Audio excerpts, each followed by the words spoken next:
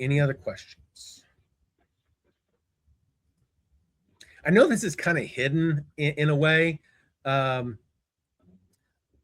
thing that we wanted to try to prevent was, with it automatically selected, it just takes up extra space. If you're on a mobile, it was using up extra space to do these. So kind of hiding them until you needed to email kind of made the most sense. So you select them and then click the email button and go.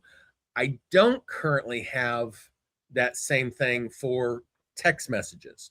It's on my list, but it's we have a little bit of a challenge with Twilio doing group messages or text messages. So I'm working through that one as well. I haven't looked at it in a month or so, but I know that's something that I've got on my list to address. When you say you have a problem with group messages with Twilio, what do you mean exactly? Whenever you send, like with iPhones or Androids, whenever you're sending a message to multiple people, you can send it as a group message. Twilio has a problem with doing group messages, and they're supposed to be working on it, but it's not there yet. So you have to send them out. Basically, you have to send them out as individual messages to the group, which isn't as efficient or good. But I mean, I couldn't identify 20 contacts and pick out a SMS template and send it. Oh yeah, you can do that.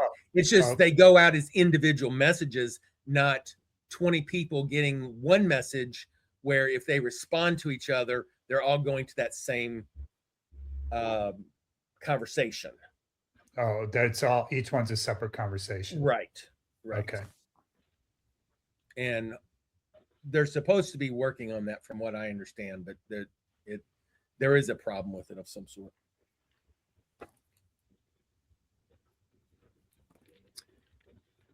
Any other? Yeah, I also just want to go back to where we were talking the other day about getting inbox items assigned to transactions and properties and things. Funny you ask.